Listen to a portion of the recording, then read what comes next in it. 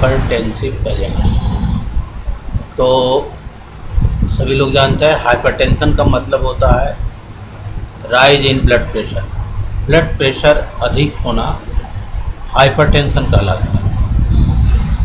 Hypertension सभी लोग जानते हैं हाइपरटेंशन का दो पार्ट होता है, सिस्टोलिक और डायस्टोलिक। सिस्टोलिक ब्लड प्रेशर जब हार्ट कॉन्ट्रैक्शन अवस्था में रहता है तो उस समय जो प्रेशर एक्सर्ट होता है आर्टरी के दीवार पर वो सिस्टोलिक ब्लड प्रेशर होता है। और जब हार्ट रिलैक्स कंडीशन में रहता है तो उस समय आर्टरी के दीवार पर जो प्रेशर एक्सर्ट होता है वो डायस्टोलिक ब्लड प्रेशर कहलाता है। तो ये दो वैल्यू महत्वपूर्ण होता है। वर्ल्ड हेल्थ ऑर्गेनाइजेशन के हिसाब से हम हाइपरटेंशन की स्थिति कब मानेंगे, तो गाइडलाइन हु का है कि अगर सिस्टोलिक ब्लड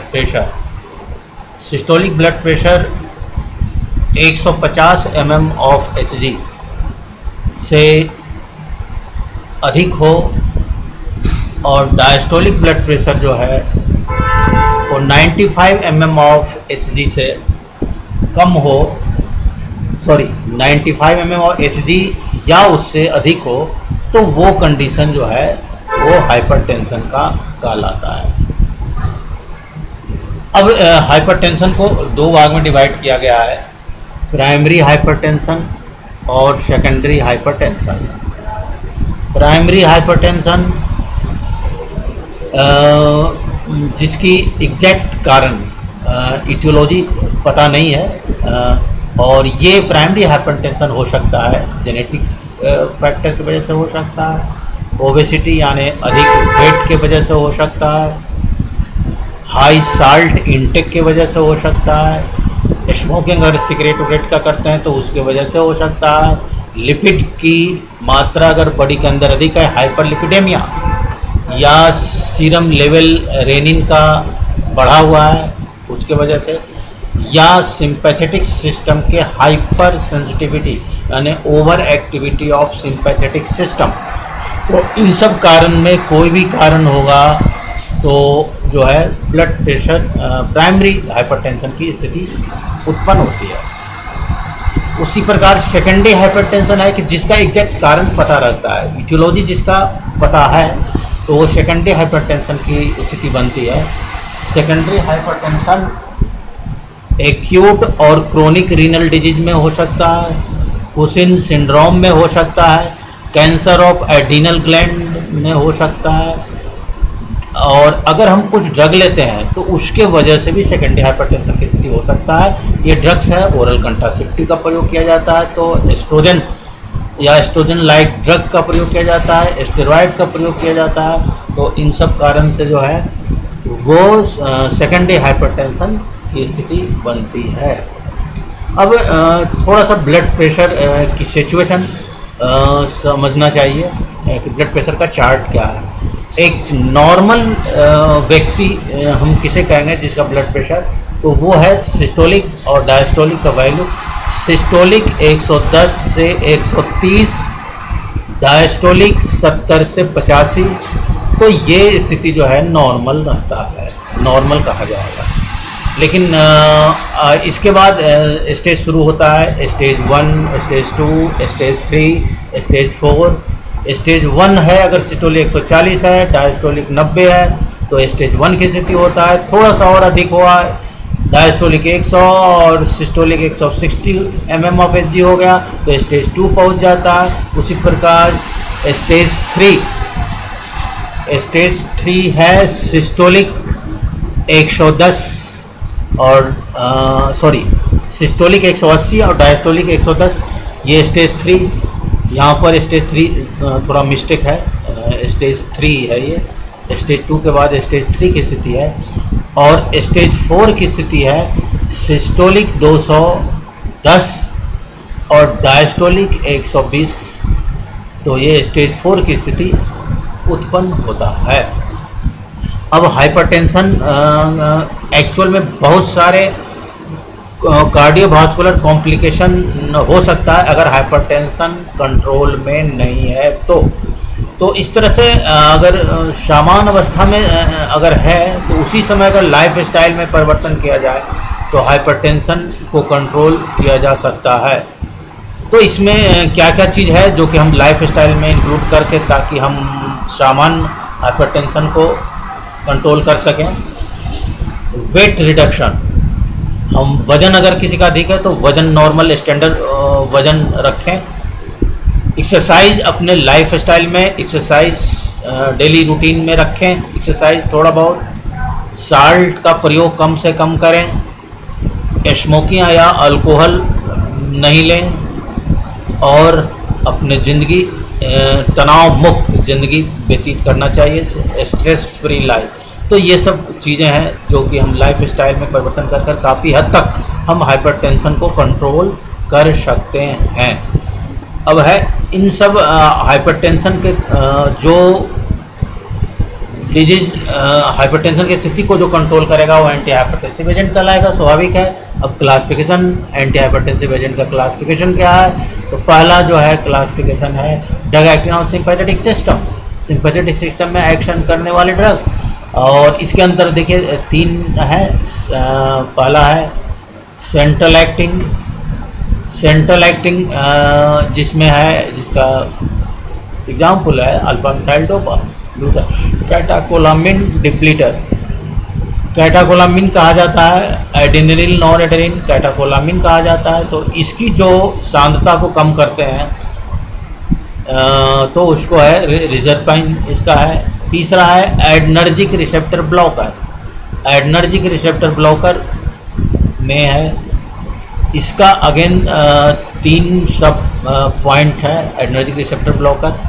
क्योंकि एडनर्जिक रिसेप्टर हम लोग सभी जानते हैं कि मोस्टली 2 प्रकार का होता है, अल्फा एड्रेनल रिसेप्टर और बीटा एड्रेनल रिसेप्टर। तो इसको जो ब्लॉक कर रहा है तो बीटा एड्रेनल रिसेप्टर ब्लॉकर, इसमें प्रोपेनॉल एटिनोलॉल है। अल्फा रिसेप्टर ब्लॉकर प्राजोसिन टोलाजोलिन है और अल्फा और बीटा दोनों जो है लेबिटेलॉल है। इसी में गैंग्लियन ब्लॉकर भी है, एक्सामिथोनियम, मेकाइलामिन। और ड्रग एक्टिंग और रिफ्लेक्स मैकेनिज्म के द्वारा जो एक्शन उत्पन्न करता है वेराट्रम अल्कलॉइड्स। तो ये classification drug acting on sympathetic system के आधार पर ये बताया गया। अब है सेकंड डाययूरेटिक, डाययूरेटिक का जो है सब डिवीज़न 3 टाइप का है। थियाजाइड जिसमें हाइड्रोक्लोर थियाजाइड है, लुक डाययूरेटिक जिसमें फ्रूसेमाइड इथरक्रेनिक एसिड और पोटासियम एस्पिरिन डाययूरेटिक जिसमें स्पाइरेनोलैक्टोन। इसके बाद बड़ा महत्वपूर्ण क्लास है और इसका प्रयोग क्लिनिकली काफ़ी होता है, अन्य एंटी हाइपरटेंसिव ड्रग के साथ मिलाकर दिया जाता है। कैल्शियम चैनल ब्लॉकर, इसमें है नेफेडेपिन, डिल्टियाजेम, एम्लोडेपिन, नेकार्डेपिन। तो ये सारे जो है कैल्शियम चैनल ब्लॉकर, जिसके बारे में हम डिटेल में आगे डिस्कस करेंगे। चौथा है drug acting on renin angiotensin system, those which block rennin release, propanol इसका एग्जाम्पल है रिलीज। उसके बाद those which inhibit ACE inhibitor जिसमें कैप्टोप्रिल, लेस्नोप्रिल, एनालप्रिल, रेमिप्रिल यानी प्रिल वाला सब। ACE इनहिबिटर ये भी बहुत महत्वपूर्ण क्लास है। ACE इनहिबिटर का प्रयोग काफ़ी क्लिनिकली किया जाता है, तो ये इसके बारे में डिस्कस हम आगे करेंगे। Those which inhibit angiotensin second, जो डायरेक्ट एंजियोटेंसिन सेकंड को इनहिबिट करता है, सिलारसिन इसका एग्जाम्पल है। नेक्स्ट है इसमें those which block angiotensin first receptor, losartan. और इसके अंतर्गत जो है लास्ट जो है वो है दोज विच इनहिबिट अल्डोस्टेरोन, डायरेक्ट अल्डोस्टेरोन को रोकता है स्पाइरेनोलैक्टोन। और 5वां जो है वो वेसोडाइलेटर जिसमें सोडियम नाइट्रोफोस्फाइड। अब 1 बाय 1 इनके मैकेनिज्म ऑफ एक्शन को देखेंगे। सबसे पहले स्टार्ट करते हैं डाययूरेटिक।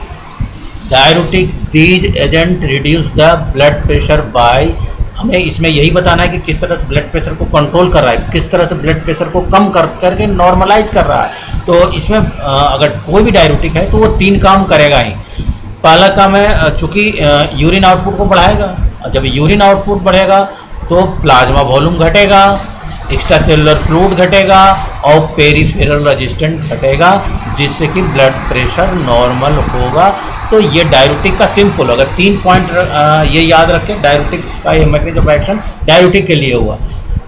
नेक्स्ट इसी का डाययूरेटिक का जनरल, मतलब चाहे कोई भी हो डाययूरेटिक का, वो एक जनरल एडवर्स इफेक्ट है हाइपोकैलेमिया, पोटासियम आयन की कमी, हाइपरग्लाइसेमिया, ब्लड शुगर लेवल अधिक होना, हाइपर कैल्शियम, कैल्शियम आयन अधिक होना, स्किन रैशेस, थ्रोम्बोसाइटोपेनिया। तो ये जो है डाययूरेटिक का एडवर्स इफेक्ट। अब हम नेक्स्ट चलते हैं अल्फा मिथाइल डोपा साल्ट। जैसा कि इसका नाम है अल्फा मिथाइल डोपा, तो अल्फा मिथाइल डोपा जो है वो चूंकि इसका स्ट्रक्चर डोपा की तरह है, तो देखिए बॉडी के अंदर अगर स्वाभाविक रूप से डोपा से बनता है डोपामिन, डोपामिन से बनता है नॉरएड्रेनालिन, उससे बनता है एड्रेनालिन। अगर हम बाहर से अल्फा मिथाइल डोपा देंगे तो इसमें बनेगा मिथाइल नॉरएड्रेनालिन, और मिथाइल नॉरएड्रेनालिन जो है इसलिए फॉल्स ट्रांसमीटर की तरह यूज होगा, क्योंकि इसका एक्शन नॉरएड्रेनालिन की तरह नहीं होगा, बिल्कुल इसका एक्शन नहीं होगा।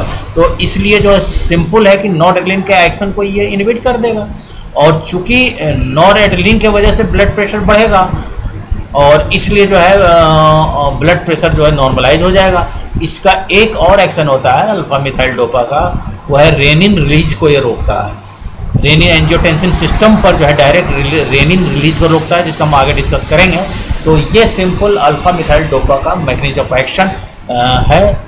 अब इसका महत्वपूर्ण ग्रुप है कैल्शियम चैनल ब्लॉकर। तो जैसा कि इसका नाम है कैल्शियम चैनल ब्लॉकर, यानी कैल्शियम के एवेबिलिटी को कार्डियक मसल में या आर्टरी वेसल्स में जो है इनहिबिट करता है, कम करता है, तो इसलिए कैल्शियम चैनल ब्लॉकर कहा जाता है। और हम सभी जानते हैं कि ये जो है कॉन्ट्रैक्शन के लिए रिस्पॉन्सिबल होता है कैल्शियम, तो वर्कलोड बढ़ जाएगा, वर्कलोड घट जाएगा कैल्शियम कम होने की वजह से। तो इसलिए जो है इसका ब्लड प्रेशर किस तरह से ये मैनेज करता है, तो ये चूंकि जैसा ही ब्लॉकर है तो इसका मतलब कैल्शियम सेल हार्ट में या आर्टरी में कैल्शियम की एंट्री को ये रोकेगा, और इसका मतलब ब्लड वेसल रिलैक्स हो जाएगा, ब्लड वेसल ओपन और रिलैक्स कंडीशन में रहेगा। और इसका अपना एक और इफेक्ट एक्शन होता है कि ब्लड वेसल को जो है डायलेट करता है। तो डायलेट जब करेगा तो भी स्वाभाविक रूप से ब्लड प्रेशर घट जाएगा, डायलेट करने से ब्लड प्रेशर घटता है, और कंस्ट्रिक्शन होने से ब्लड प्रेशर बढ़ता है, ये सामान्य प्रक्रिया है। तो अगर डायलेट करने से तो ये जो है वास्कुलर रेजिस्टेंस और ब्लड प्रेशर दोनों घट जाएगा। लेकिन यहाँ पर एक चीज़ और ध्यान देना है, कैल्शियम चैनल ब्लॉकर जो होता है वो एंटी एंजाइनल और एंटी एरिथमिक प्रभाव भी रखता है। मतलब इसका हाइपरटेंशन के साथ साथ एंटी एंजिनल प्रभाव और एंटी एरिथमिक प्रभाव भी रखता है। और ये किस तरह से रखता है? एंटी एंजिनल प्रभाव तो इस तरह से रखा है, जिसका कॉन्ट्रैक्शन को घटा रहा है तो वर्क लोड बढ़ जाएगा, ऑक्सीजन की खपत कम हो जाएगी, और इस तरह से जो है कोरोनरी ब्लड फ्लो का इम्प्रूवमेंट होगा, और इस तरह से एंजिना में जो है वो आराम पहुंचेगा। और एंटी एरिथमिक प्रभाव किस तरह से उत्पन्न होता है? तो हम सभी जानते हैं एरिथमिया जो है रिद्म का डिफेक्ट है। एसए नोड से एवी नोड और एवी नोड से बंडल ऑफ परकेंजी फाइबर में जो इम्पल्स का फ्लो होता है वो एरिथमिया के केस में बढ़ा हुआ रहता है, और ये उसको जो है कम करता है, घटाता है। तो इस तरह एंटी एरिथमिक प्रभाव भी ये उत्पन्न करता है कैल्शियम चैनल ब्लॉकर। तो कैल्शियम चैनल ब्लॉकर काफ़ी महत्वपूर्ण क्लास है कार्डियक कॉम्प्लिकेशन के लिए, कई कंडीशन के लिए। तो इसका कैल्शियम चैनल ब्लॉकर का थेरेप्यूटिक यूज किन किन कंडीशन में होगा? एक हाइपरटेंशन है ही, जिसके बारे में हम पढ़ ही रहे हैं। दूसरा एंजिना पेक्टोरिस अभी बताएं किस तरह से, arrhythmias, myocardial ischaemia. Myocardial ischaemia का मतलब ही होता है कि ब्लड सप्लाई कम होना। तो हम बता रहे थे कि ब्लड फ्लो को ये इम्प्रूव करता है। इस तरह मायोकार्डियल इस्केमिया में भी ये इसका यूजफुल होगा, और माइग्रेन में। तो ये सारे therapeutic use calcium channel blocker. इसका एडवर्स इफेक्ट कुछ हो सकता है, dizziness, headache, facial redness, constipation, gingival overgrowth, Altered heart rate. तो ये सब कंडीशन उत्पन्न हो सकता है। अब एक महत्वपूर्ण इसमें है ड्रग एक्टिंग और renin angiotensin system. Renin angiotensin system पर एक्शन उत्पन्न करने वाले ड्रग, और ये बहुत महत्वपूर्ण क्लास है। सबसे पहले इसे हमें ये समझना है कि सामान ये है क्या, रेनिन एंजियोटेंसिन सिस्टम है क्या और इसका क्या इंपॉर्टेंस है। तो सबसे पहले ये समझना चाहिए कि रेनिन एंजियोटेंसिन सिस्टम जो है वो जब कभी भी किडनी के अंदर ब्लड प्रेशर सामान्य से कम हो जाए तो रेट ऑफ फिल्ट्रेशन प्रभावित होगा। किडनी एक महत्वपूर्ण काम है फिल्ट्रेशन का। तो रेट ऑफ फिल्ट्रेशन को नॉर्मलाइज करने के लिए ये नेचुरल प्राकृतिक व्यवस्था है। यहाँ आप चार्ट में देख रहे हैं कि रेनिन ये किस तरह से रिलीज होगा। तो जैसे देखिए रेनिन परफ्यूजन प्रेशर जैसे घटा, यहाँ आप चार्ट में देख रहे हैं रेनिन परफ्यूजन प्रेशर जैसे ही घटा उसी तरह से देखिए यहाँ जो है रेनिन परफ्यूजन प्रेशर ये डिक्रीज हुआ। इसके रिस्पेक्ट में देखिए क्या हुआ कि अगर ये डिक्रीज हो जाएगा तो ग्लोमेरुलर फिल्ट्रेशन डिक्रीज हो जाएगा, तो एक बहुत बड़ा कॉम्प्लिकेशन हो जाएगा। तो इसी को नॉर्मलाइज करने के लिए प्राकृतिक व्यवस्था है कि रेनिन इस कंडीशन में जक्स्टाग्लोमेरुलर सेल्स किडनी में ही होता है, तो किडनी से रेनिन रिलीज होगा और किडनी से रेनिन रिलीज जैसे ही होगा वैसे ही एंजियोटेंसिनोजेन के साथ ये प्रतिक्रिया कर बनाता है एंजियोटेंसिन फर्स्ट। और एंजियोटेंसिन फर्स्ट फिर जो है यहाँ पर एक महत्वपूर्ण एंजाइम होता है, इसको शॉर्ट ACE कहा जाता है, यानी एंजियोटेंसिन कन्वर्टिंग एंजाइम। ये पॉइंट ऑफ अटेंशन देने की बात है क्योंकि यहाँ आप जो चैप्टर पढ़ रहे हैं ACE इनहिबिटर पढ़ रहे हैं, तो यहाँ पर ACE इनहिबिटर का यहाँ पर रोल है। यहाँ पर तो इसका मतलब ACE इनहिबिटर है एंजियोटेंसिन फर्स्ट से एंजियोटेंसिन सेकंड बनने की प्रक्रिया को बाधित करता है। तो हम पहले नॉर्मल फिजियोलॉजी बता रहे हैं कि ये जो है एंजियोटेंसिन सेकंड बना, एंजियो सेकंड इटसेल्फ जो है वेसोकंस्ट्रिक्शन प्रभाव रखता है, रिसेप्टर को स्टिमुलेट किया, वेसोकंस्ट्रिक्शन प्रभाव उत्पन्न हुआ। और वेसोकंस्ट्रिक्शन प्रभाव हम सभी जानते हैं, वेसोकंस्ट्रिक्शन प्रभाव के साथ साथ साल्ट रिटेंशन अल्डोस्टेरोन रिलीज होता है, जिससे साल्ट रिटेंशन वाटर रिटेंशन होता है और जिसके वजह से ब्लड प्रेशर बढ़ जाएगा। और बढ़ने का मतलब क्या था, हम शुरू में बताए थे कि प्राकृतिक व्यवस्था, जब ब्लड प्रेशर कम होता है तो ये व्यवस्था सक्रिय होता है और ब्लड प्रेशर बढ़ के नॉर्मल होता है ताकि किडनी का फंक्शन नॉर्मल ब्लड प्रेशर में संपन्न हो। लेकिन अब यहाँ पर ये समझना है, ये समान प्रक्रिया पहले समझनी है, अब यहाँ समझना है कि किस तरह से ACE इनहिबिटर काम करता है। तो ACE इनहिबिटर काम करता है, ये देखिए एंजियोटेंसिन कन्वर्टिंग एंजाइम यहाँ पर इसको रोक देगा। तो यहाँ से ये कन्वर्सन एंजियोटेंसिन सेकंड नहीं बनेगा। जब एंजियोटेंसिन सेकंड नहीं बनेगा तो आगे की क्रिया नहीं होगा और इटसेल्फ एंजियोटेंसिन सेकंड जो होता है वेसोडाइलेशन प्रभाव रखता है। तो इस तरह से ब्लड प्रेशर जो है, जो बढ़ा हुआ ब्लड प्रेशर जो है वो नॉर्मलाइज हो जाएगा। तो सिंपल ये है। अच्छा, ये चार्ट जानना इसलिए आवश्यक है, यहाँ पर कई ड्रग का मैकेनिज्म जो है आप यहाँ समझ सकते हैं। देखिए जैसे कि पहला है कि ACE इनहिबिटर, जिसमें जितने भी ACE इनहिबिटर जो होता है प्रिल वाले, एनाप्रिल, लेस्नोप्रिल, ये सारे जितने होते हैं, रेमिप्रिल, ये सारे जो है इस यहाँ पर वर्क करते हैं, यहाँ पर काम करते हैं। फिर देखिए जो है एंजियोटेंसिन सेकंड, कुछ ड्रग जो होते हैं ये तो एंजाइम, और कुछ ड्रग होते हैं डायरेक्ट एंजियोटेंसिन सेकंड को इनहिबिट करते हैं।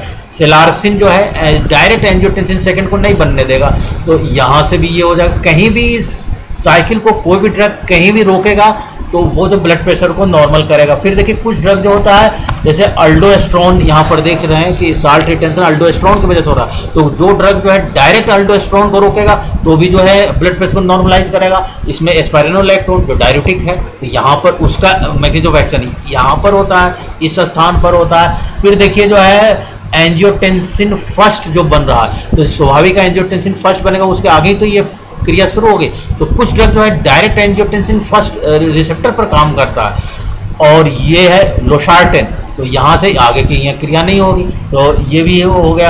अच्छा, कुछ जो ड्रग जो है रेनिन रिलीज को रोकता है, देखिए यहाँ पर renin release from juxtaglomerular cells. अब यहाँ पर इस जगह डायरेक्ट अगर रेनिन को नहीं रिलीज होने देगा तो आगे की क्रिया नहीं हो पाएगी, आगे की क्रिया रुक जाएगी। और इसमें प्रोपेनोलॉल जो है वो रेनिन रिलीज को रोकता है। तो इस तरह से देख रहे हैं कि इस साइकिल को समझना जरूरी है ताकि बहुत सारे ड्रग के एक साथ हमें जो है मैकेनिज्म ऑफ एक्शन प्राप्त हो जाता है, समझ में आ जाता है। अब वही चीज़ बताया गया यहाँ जो लिखा हुआ है एसी इनहिबिटर वो किस तरह से करता है। एंजाइम हम बताएं कि एंजाइम को इनहिबिट कर रहा है, जिसके कारण जो है वो एंजियोटेंसिन सेकेंड नहीं बनेगा और इसके साथ अल्डोस्टेरोन सिक्रीशन नहीं होगा और जिसके वजह से ये जो एंजियोटेंसिन सेकेंड जो है वेसोडाइलेटेशन प्रभाव रखता है और इस तरह से सोडियम और वाटर रिटेंशन हो जाता है और ब्लड प्रेशर जो है वो घट जाता है, माने नॉर्मल हो जाता है। तो ये चीज़ें जो है ध्यान में रखना है। नेक्स्ट इसी चीज़ को यहाँ पर पुनः इस चीज़ को और सिंप्लीफाई, वो चार्ट थोड़ा सा लंबा था तो उसको और सिंप्लीफाई करने के लिए देखिए जो यहाँ चार्ट जो दिया गया है, अब इस चार्ट में देखिए वही चीज़ समझाया गया है कि यहाँ पर देखिए किडनी दिखाई दे रहा है, ये किडनी है और ये किडनी यहाँ देख रहे हैं कि नीचे ब्लड प्रेशर जो हम शुरू में अभी बताए थे ऊपर वाले चार्ट में कि ब्लड प्रेशर जब नीचा होगा किडनी का तो रेनिन स्वतः जक्स्टाग्लूमेरुलर सेल से रेनिन का रिलीज होगा। तो यहाँ देखिए रेनिन, इस चार्ट में देखिए रेनिन का रिलीज हो रहा है, रेनिन रिलीज है तो एंजियोटेंसिनोजेन से एंजियोटेंसिन फर्स्ट बना, एंजियोटेंसिन फर्स्ट से एंजियोटेंसिन सेकंड बना, एंजियोटेंसिन सेकंड बना। अब देखिए एंजियोटेंसिन फर्स्ट यहाँ बना, रेनिन रिलीज हुआ, एंजियोटेंसिन से सेकंड बना। अब यहाँ पर एसी इनहिबिटर जो है यही देखिए जो क्रॉस शो किया है एंजियोटेंसिन कन्वर्टिंग एंजाइम, ये एंजाइम यहाँ पर ये रोकेगा, जितना भी एनाप्रिल, लेस्नोप्रिल, रेमिप्रिल ये सारे जो है ये ड्रग यहाँ पर इस एंजाइम को रोकेंगे, एंजियोटेंसिन सेकंड नहीं बनेगा, सेकंड नहीं बनेगा तो आगे की क्रिया नहीं होगी। आगे की क्रिया क्या क्या होता है देखिए, अल्डोस्टेरोन रिलीज होता है वो नहीं होगा, साल्ट रिटेंशन होता है वो नहीं होगा, तो ये सारे और इस तरह से ब्लड प्रेशर जो है नॉर्मल हो जाएगा, नॉर्मलाइज हो जाएगा। तो वो चीज़ बहुत शॉर्ट में इस चार्ट द्वारा भी समझा सकता है, ऊपर के चार्ट द्वारा समझा सकता है। तो ये थोड़ा सा सिंपल है जिसको आसानी से समझा जा सकता है। एडवर्स इफेक्ट जो एंजियोटेंसिन जो होते हैं उसका थेरेपेटिक यूज क्या है, हाइपरटेंशन है, कंजेस्टिव हार्ट फेल्योर में इसका यूज होता है, मायोकार्डियल इंफारेक्शन में होता है और डायबिटिक नेफ्रोपैथी में, रीनल इनसफिशिएंसी में, इन सब में इसका जो है यूज होता है एसी इनहिबिटर का। एडवर्स इफेक्ट क्या होता है, हाइपरटेंशन कॉज कर सकता है, कफ, रीनल फेल्योर, एंजियोएंडिमा और हाइपरकैलेमिया उत्पन्न हो सकता है। अब लास्ट जो है एंटी हाइपरटेंसिव जो वेसोडाइलेटर है, सिंपल है, वेसोडाइलेटर माने डायलेट करेगा तो स्वाभाविक है, अगर डायलेट को करेगा तो सिस्टोलिक और डायस्टोलिक दोनों प्रकार के प्रेशर जो है कम जाएगा।